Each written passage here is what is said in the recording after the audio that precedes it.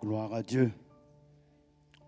Nous remercions le Seigneur pour cette opportunité ce matin de poursuivre notre étude sur l'Évangile selon Jean. Et les gens qui ont suivi savent que nous sommes au chapitre 11. Jean, chapitre 11. Nous allons faire une longue lecture, mais nous sommes pris par le temps. Je vais raccourcir la lecture en lisant 2 versets de ce passage sur lesquels vont se baser nos réflexions de ce matin. Nous sommes au beau milieu du livre de Jean, notre étude sur l'Évangile selon Jean. Et la semaine passée, nous avons vu les chapitres 9 et 10. Et aujourd'hui, cette semaine, nous allons voir les chapitres 11 et 12. Lisons ensemble Jean chapitre 11, versets 36 et 37. Jean chapitre 11, 36 à 37. C'est un passage bien connu. C'est le passage de la résurrection de Lazare, qu'on l'a lu plusieurs fois. Vous l'avez lu. Et nous allons lire ce passage en nous intéressant sur le verset 36 et 37. Sur quoi les Juifs dirent, voyez comment il l'aimait. Et quelques-uns d'entre eux dirent, lui qui a ouvert les yeux de l'aveugle, ne pouvait-il pas faire aussi que cet homme ne mourût point? Le contexte de ce chapitre 11, c'est Béthanie, à 3 km de Jérusalem. Et le Seigneur, en partance ou de retour de Jérusalem, passait et logeait à Béthanie chez les sœurs Marie, Marthe et Lazare. Et selon Jean chapitre 1, verset 44, c'est la ville de Philippe, de Bethsaïda, la ville d'André et de Pierre. Les personnages clés dans ce passage sont Lazare, qui est mort, et les 2 sœurs, Marthe et Marie, et puis arrive le gros lot des disciples avec Jésus, et puis ceux qui étaient là pour soutenir la famille, qui vont assister à la résurrection de Lazare. Rappelons que l'objectif de Jean, on l'a vu depuis le premier jour, Jean a un objectif, c'est que en lisant, nous croyons que Jésus-Christ est le Fils de Dieu et que en croyant, nous ayons la vie éternelle. Et il va passer les 11 premiers chapitres pour amener les éléments de sa thèse, les éléments de conviction, de persuasion, pour que nous puissions connaître Christ et le reconnaître comme le Christ, le Fils de Dieu. Donc pendant cette première partie, sur le chapitre 11, il va faire des déclarations. Jean va nous relater des miracles, des prodiges, des entretiens, témoignages, et des témoignages, et tout cela pour nous montrer que lui qui a été témoin dans la vie de Jésus en tant que disciple et apôtre, ce qu'il dit est vérifié et vérifiable, et qu'il n'a aucun autre but que de nous aider à croire que Jésus est le Christ, le Fils de Dieu. Dans Jean 11, nous voyons donc l'un des derniers éléments qu'il apporte à sa construction pour nous montrer que Jésus-Christ est le Fils de Dieu. Il va ressusciter Lazare d'entre les morts. Il le ramène à la vie et il le ramène à la maison, au grand bonheur de la famille, Marthe et Marie, et dans l'étonnement des Juifs. Et suite à cela, comme on l'a vu dans tous les différents chapitres, à la fin, vous remarquez toujours que certains crurent. Et après la résurrection de Lazare, il est dit, certains crurent en lui, d'autres non. Donc, au fur et à mesure qu'on construit son message, il construit son évangile et qu'il poche de là, du premier chapitre jusqu'au 11e chapitre, les différents éléments pour convaincre que Jésus-Christ est le Fils de Dieu. Lisez bien ou relisez, chaque fois, de temps en temps, il va nous rappeler que, suite à ce qui a été dit, ce qui a été fait, le témoignage qui a été rendu, quelques-uns ont cru, d'autres n'ont pas cru. C'est comme aujourd'hui, quand vous allez annoncer la bonne nouvelle de Jésus-Christ, il y en a qui croient, il y en a qui ne croient pas. Et Jean va utiliser cette stratégie pour nous amener à comprendre qu'il n'ajoute rien, il n'est pas quelqu'un qui dilue ce qu'il dit et écrit, mais en tant que témoin oculaire, ayant vécu avec Jésus, devenu apôtre, il raconte ce qu'il a vu et entendu. C'est pour ça que Jean 11 nous parle, entre autres, de la victoire de Jésus sur la mort, à travers la résurrection de son ami Lazare à Béthanie. Et c'est pour ça que nous avons lu Jean 11, 37, commence ceci. Quelques-uns d'entre eux dirent, lui qui a ouvert les yeux de l'aveugle, ne pouvait-il pas faire aussi que cet homme ne mourût point?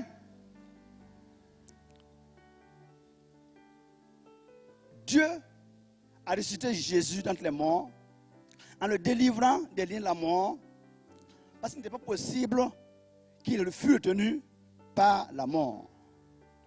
C'est la résurrection de Jésus qui a été prévue et annoncée en disant qu'il ne serait pas abandonné dans le séjour des morts et que sa chair ne verrait pas la corruption. C'est ce Jésus-là que Dieu a ressuscité.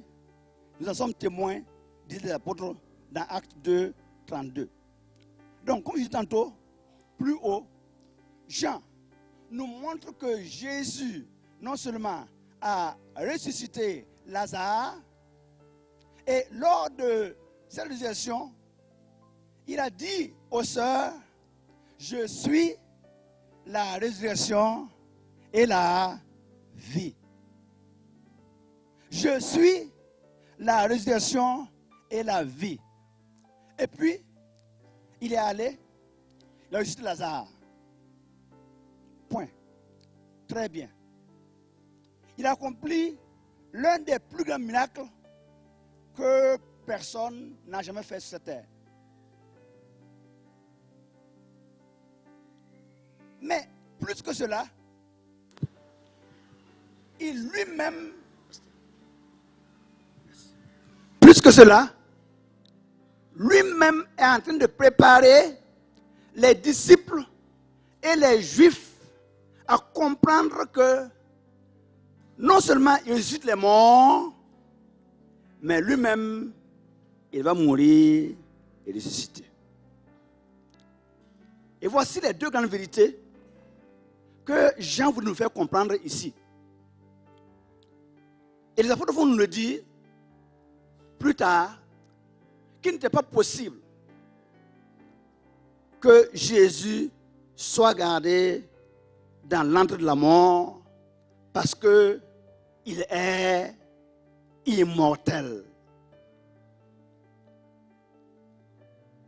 Et c'est ce Jésus-là, Dieu a ressuscité, nous en sommes tous témoins. Et ce Jésus a été élevé à la droite de Dieu. Il a reçu du Père le Saint-Esprit qui avait été promis. Il a répandu comme vous le voyez et l'entendez. Et c'est par lui que nous avons reçu aujourd'hui, grâce sur grâce. Nous avons reçu par Jésus, le salut en Jésus. Nous avons reçu en Jésus le don du Saint-Esprit. Nous avons reçu en Jésus les dons spirituels et les ministères.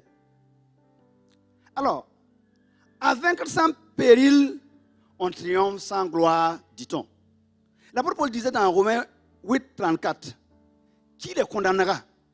qui est mort, bien plus. Non, Christ est mort, bien plus ressuscité, il est la gloire de Dieu. Il intercède pour nous. Qui nous séparera de l'amour de Christ? Sera la tribulation, ou l'angoisse, ou la persécution, ou la faim, ou la nudité, ou le péril, ou l'épée? Notre Seigneur Jésus-Christ a vaincu et triomphé divers défis et obstacles.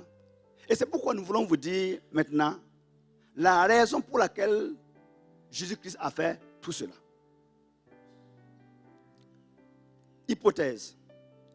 Si Jésus n'avait pas ressuscité Lazare et que disent je suis la résurrection et la vie, il aurait été très prétentieux.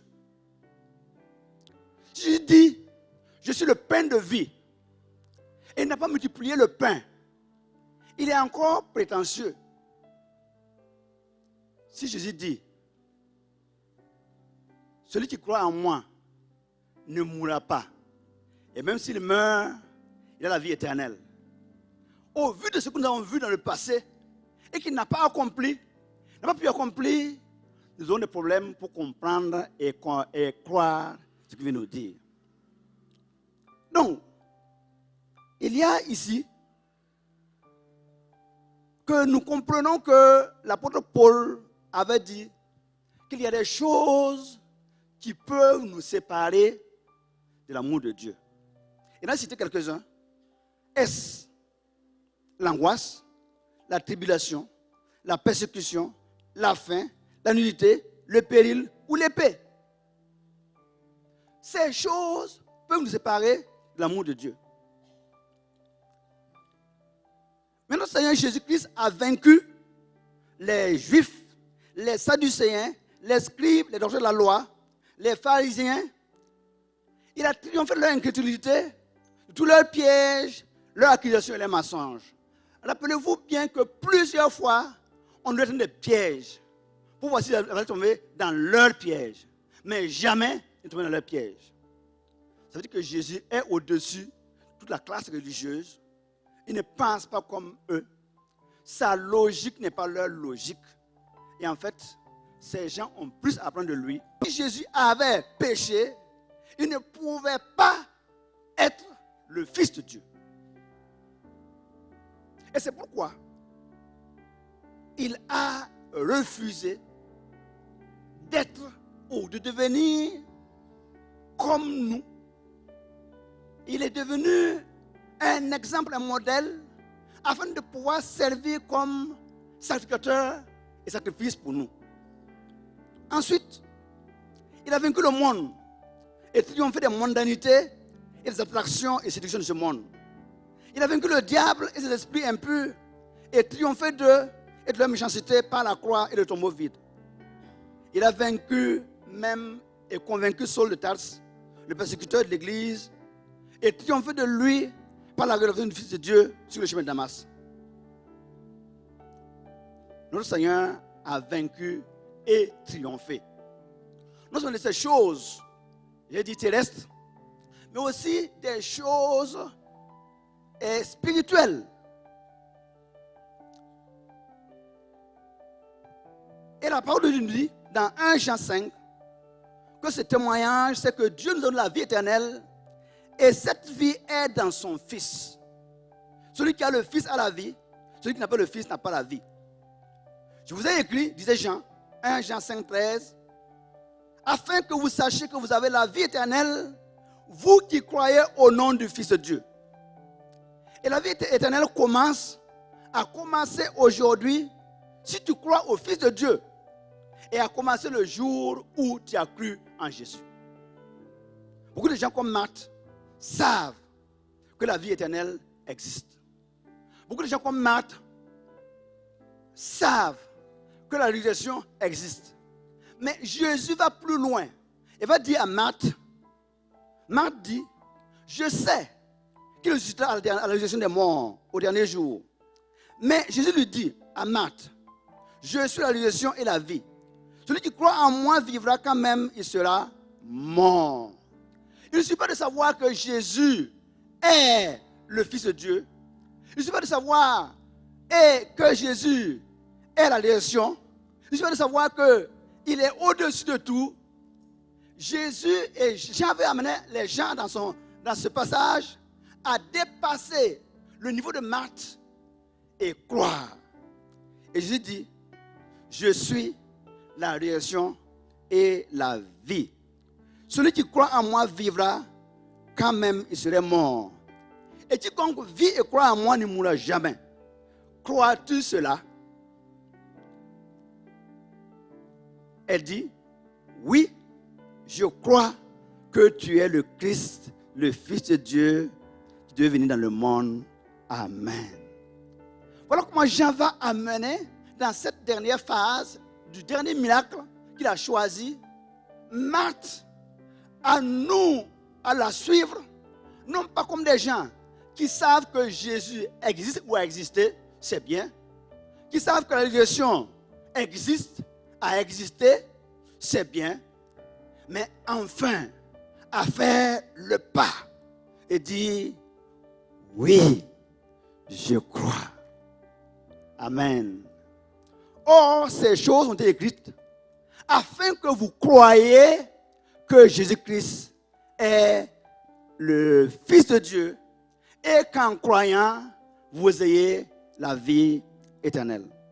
Qu'est-ce qui pourrait ou aurait empêché à Jésus d'être le Fils de Dieu, le Sauveur du monde? Et ça peut le projet de Dieu. Voici la question aujourd'hui. Est-ce qu'il y a une chose, des choses qui auraient empêché à Jésus d'être le Fils de Dieu, le Sauveur du monde, et alors ça peut le projet de salut de Dieu pour nous aujourd'hui?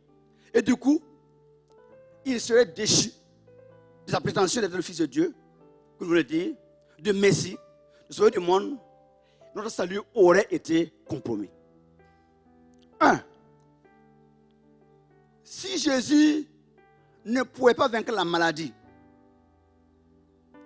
si Jésus avait une incapacité de guérir les malades, il lui serait difficile, j'ai dit impossible, de prétendre être le Fils de Dieu. La Bible nous dit, en long et en large, or, Jésus allait de lieu en lieu et guérissait toutes sortes de maladies selon Matthieu 4, 23, Matthieu 9, 35. Et dans Actes 10, 38, les apôtres vont dire, vous savez comment Dieu a oint du Saint-Esprit et de force Jésus de Nazareth, qui allait de lieu en lieu faisant du bien et guérissant tous ceux qui étaient sous l'empire du diable, car Dieu était avec lui. Amen. Donc, il n'a pas dit seulement qu'il guérit les maladies, mais il guérissait effectivement les maladies. Et ce n'est pas n'importe qui guérit les maladies. Il doit être au-dessus de l'homme normal. Et nous verrons pourquoi. 2. Ne pas vaincre le péché ou incapacité de pardonner les péchés. Et si cela était arrivé et que Jésus ne pouvait pas vaincre le péché, il serait déchu de son statut d'enfant de Dieu, de fils de Dieu. Et s'il ne pouvait pas pardonner les péchés, il ne pouvait pas être Dieu. Or, les Juifs le connaissaient. Et c'est ça qu'ils disaient à Jésus. Tu blasphèmes. Es-tu Dieu pour pouvoir pardonner les péchés?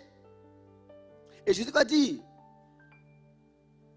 or, afin que vous sachiez que le Fils de l'homme a le pouvoir de guérir les maladies et de pardonner les péchés, il dit au paralytique, lève-toi, prends ton lit et marche. Il dit à la femme adultère, va et ne pêche plus.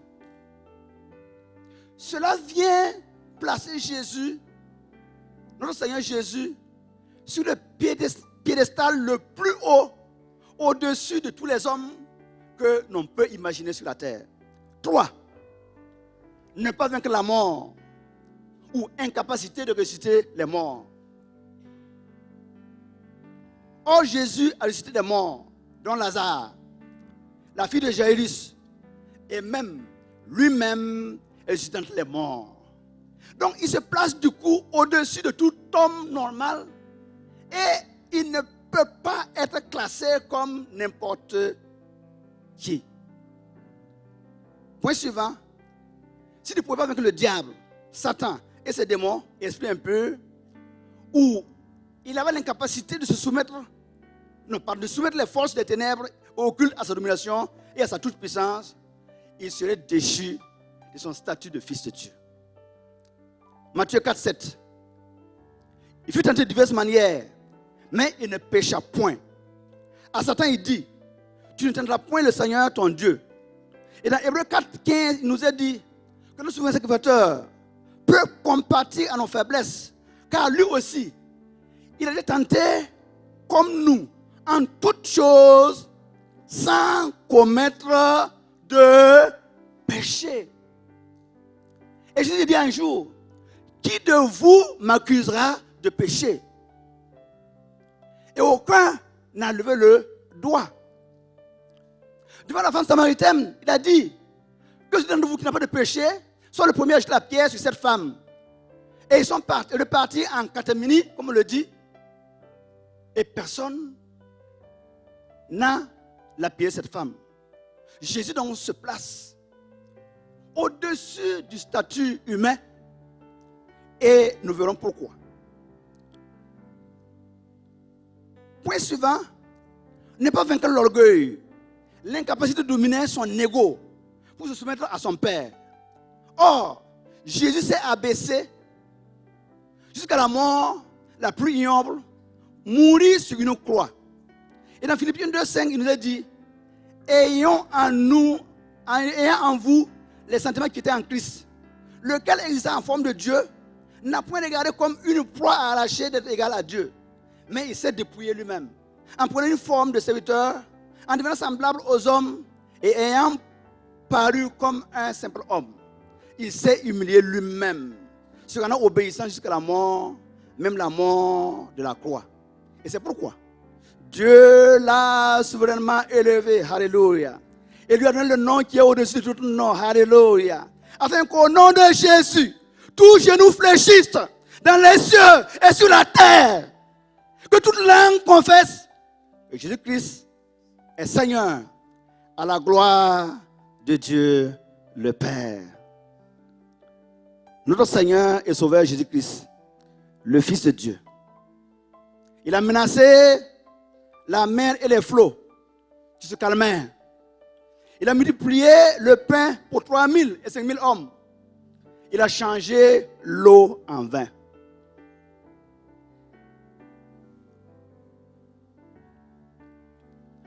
Trouvez-moi ce matin celui qui a déjà fait ça parmi les hommes, parmi les prophètes, parmi les leaders du monde entier. Un comme Jésus. Trouvez-moi celui qui a vaincu la mort parmi les hommes et les prophètes. Trouvez-moi celui qui ressuscite les morts et qui sont ressuscités d'entre les morts. Trouvez-moi celui qui délivre la mort. Trouvez-moi le bon berger qui donne sa vie pour ses brebis. Trouvez-moi celui qui a vaincu le péché parmi les hommes et les prophètes et qui a dit, qui de vous m'accusera de péché? Trouvez-moi un seul homme parmi ces milliards d'hommes sur la terre, existants et ayant existé, qui est comme Jésus. Si vous n'en trouvez pas, et si vous n'avez pas encore trouvé, souffrez ce matin. Souffrez, acceptez que je le présente officiellement et nous l'appelons Jésus-Christ, le Fils de Dieu. Jésus-Christ, le Fils de Dieu, notre Seigneur, notre Sauveur. Celui qui croit en lui ne sera point confus. Et la pierre angulaire, jetée par les siens. Tous ceux qui le prennent pour appui ne seront jamais confondus. Acte 4, 10. Sachez-le tous, et que le peuple d'Israël le sache, que c'est par le nom de Jésus-Christ de Nazareth que vous avez crucifié et que Dieu a ressuscité les morts. C'est par lui que cet homme se présente en pleine santé devant vous. Souffrez, acceptez, que nous le proclamons Seigneur, Jésus-Christ le Fils de Dieu vivant. Et Jésus nous a ordonné de prêcher au peuple et d'attester que c'est lui qui a été établi par Dieu, juge des vivants et des morts.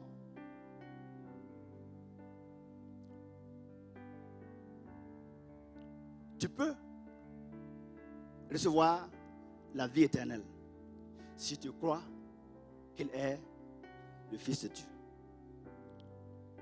Mais ce matin, j'apporte une deuxième hypothèse à toi. Pose-toi la question. Après avoir lu ce livre jusqu'au chapitre 11, avec les faits, les témoignages, les déclarations, qu'est-ce qui pourrait m'empêcher d'être sauvé aujourd'hui? D'être disqualifié du projet de Dieu?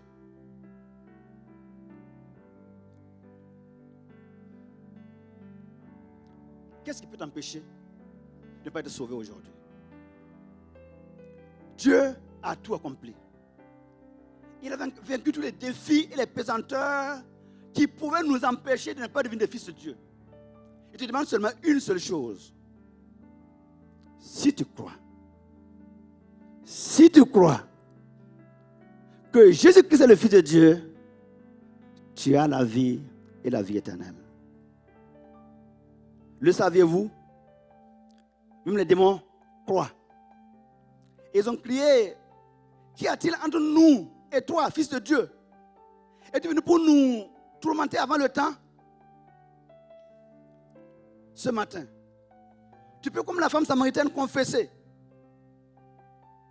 Ne serait-ce point le Christ? Tu peux confesser comme les gens de la foule, dans Jean 7. Celui-ci est vraiment le prophète. Ou dire comme d'autres, c'est le Christ, il est le Christ. Tu peux rendre témoignage comme Jean-Baptiste, qu'il est le Fils de Dieu. Voici l'agneau de Dieu qui ôte le péché du monde.